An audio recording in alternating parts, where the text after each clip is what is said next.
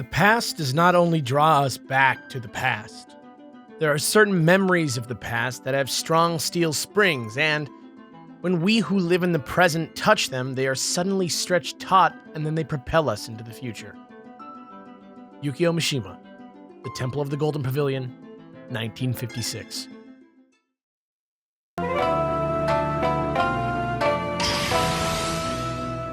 Hey everybody, welcome to part 3 of our Legendary Beast Trilogy on the decks. I'm PokeKellz. And I'm Kindler Alex. This week we finished strong with the de facto leader of the beasts, a proud animal with a mighty roar that sounds in the air like the bells of freedom ringing.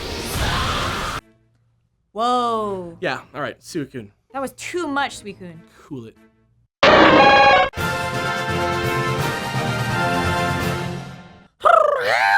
Suicune is the Aurora Pokemon. It represents the downpour that put out the fire in the burned tower, and ever since Ho-Oh created it, it's been roaming the lands, running across the surface of any water it finds, and instantly purifying it. So awesome. Also, Suicune is the box mascot for Pokemon Crystal in Gen 2, where they added Mystical Man Usean, this weird magician Gajinka guy who was always on its trail. This extra focus on it has kinda given it leader status among the trio, and its name translating to Water Monarch seems to support this as well. Hashtag King of the Dogs. Suicune's Pokedex entries make numerous references to it being the embodiment of the North Wind, which on one hand is a seasonal wind pattern running from the North to the South Pole that brings the first winter storms every year, and on the other is a force with extreme cultural significance around the world. The most famous of these stories is a fable by Aesop in which the sun and the north wind make a bet about who can get this guy's cloak off first.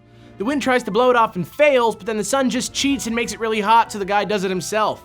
Literally roasted. Suicune also closely resembles the Killen, a Chinese cryptid that can walk on water and is considered very peaceful. In Japan, it's better known as the Kirin, and it can be seen on the bottle of one of Alex's favorite beer brands. Depending on who drew it, it's commonly depicted as either a deer, a dog, or a huge cat, and it usually has some type of horns or antlers, and it's often shown to be blue, so I'm gonna go ahead and call this one more or less confirmed. Dang! Kirin is Suicune? I made him in Pokken! Call me crazy, but this seems like more than a coincidence. Okay, you're crazy because it's definitely a coincidence, but that doesn't even matter right now because it's time to wrap up one of the craziest lines of thought we ever went down. Oh, sick! You mean the Pokemon creation myth? Well, I wouldn't really call this a myth so much as it is a super esoteric theory, etc. But, well, there's no way to get around that, is there? No.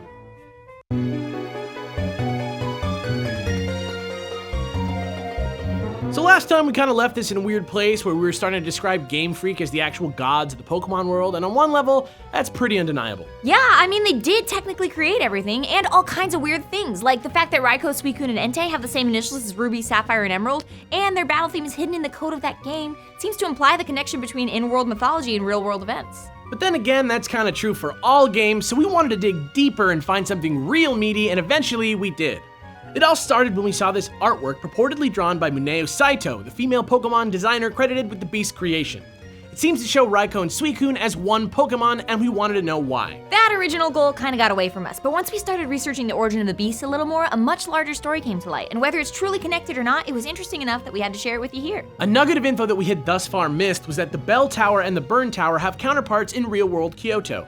The Kinkakuji, which is almost completely covered in gold leaf, and the Ginkakuji, which isn't covered in silver, but was totally supposed to be. Even more interestingly though, the Kinkakuji also burned down, but it wasn't a magic lightning bolt that did it. It was a monk in training named Hayashi Yoken who did it on purpose in 1950.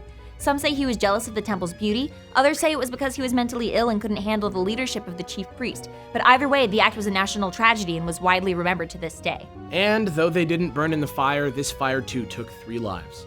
Yoken's mother took her own life shortly after he was discovered to be guilty, Yoken's father died depressed and alone, and Yoken himself succumbed to tuberculosis and mania shortly after he was released from custody in 1956. Eventually though, the temple was rebuilt and completed in 2003 and restored to its former golden glory. A very Ho-Oh-like phoenix sits atop its highest point, which is super appropriate because the temple was made gold in the first place as a way to mitigate and purify feelings of negativity towards death. So what exactly are we saying here? Maybe the Pokemon creation myth isn't about Arceus vs. Mew vs. Rhydon at all.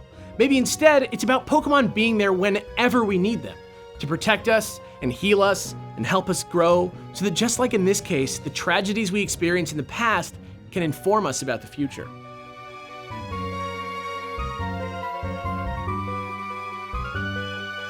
Well said, dude. Oh, thank you, dude.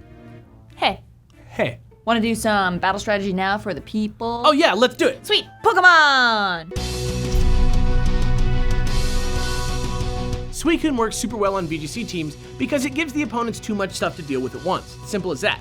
Start with the bold one and super train it in primarily HP with an emphasis on a few others to taste. The main reason Suicune is so threatening is its bulk, so run Scald to cause a little side damage while you discourage big attackers from switching in because of the burn chance. Super annoying. Then you still got him beat because when they switch in that special attacker instead, just gimp him with Snarl. See how that might pull focus? And then when you see your window, hit with Tailwind and then let some normally much slower heavy hitter go to town. Fill it out with Ice Beam for coverage and you're done. But as always, that's not the only way to train a Suicune, so here's a few random thoughts. If you want to double down on your control of the match's momentum, swap in Icy Wind for Ice Beam.